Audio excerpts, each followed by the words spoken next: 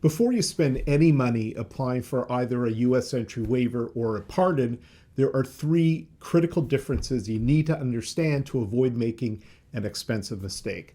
I'm Dan Joffe, dedicated U.S. entry waiver lawyer at NextLaw. In this video, I'm going to break down three essential parts that you need to understand about U.S. entry waivers and pardons, which are now called record suspensions.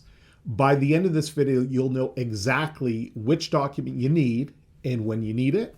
Here's what we're going to cover. Part one, the fundamental difference between U.S. entry waivers and pardons. Part two, the misconceptions that can cost you thousands. Part three, when you actually need a U.S. entry waiver versus a pardon. Part one, the fundamental difference. Let me start by explaining something critical.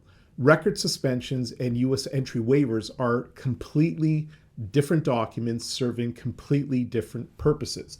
Think about it like having two different keys, one for your house in Canada and one for entering your neighbor's house in the United States. They may look similar, but they open different doors. A record suspension is your Canadian key. It seals your criminal record from public view in Canada, but here's what most people don't realize. It has absolutely zero effect at the United States border. Zero. The U.S. doesn't care if you have a record suspension.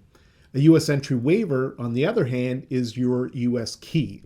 If you need a U.S. entry waiver, then it's a critical document that matters when you're trying to cross the border. It's like having special permission from your neighbor to enter their house, even if you've caused trouble in the past. Part two, the myths.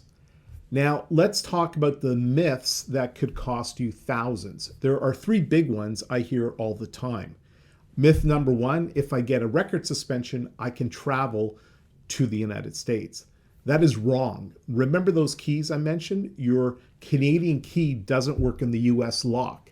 I've seen countless people spend money on record suspensions thinking it would help them cross the border into the United States, only to be turned away. Myth number two, I need a record suspension before I can apply for a U.S. entry waiver.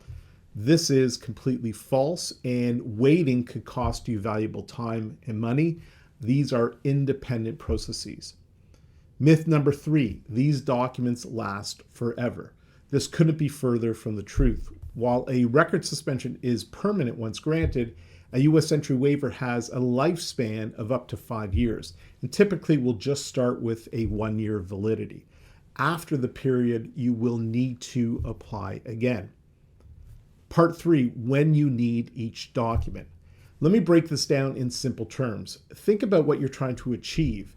Generally, you need a record suspension when applying for a job in Canada, or if you want to do some volunteer work. In some cases, you may want to get a pardon to get peace of mind. Now, you need a U.S. entry waiver if you're a Canadian citizen and have been denied entry to the United States because of your past criminal record.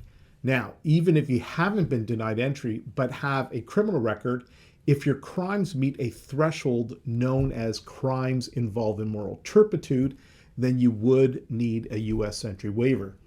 And here's something crucial that most people don't realize. Sometimes you need both. It's not either or. It's about what are you trying to achieve in your life.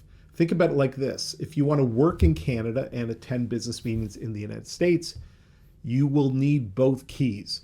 Remember, attempting to cross the border without proper documentation isn't just embarrassing. It can result in entry bans and wasted travel expenses. Don't risk it. If you need help with your U.S. entry waiver, schedule a free confidential phone call with me. The link to book the call is in the description of this video. Thanks for watching.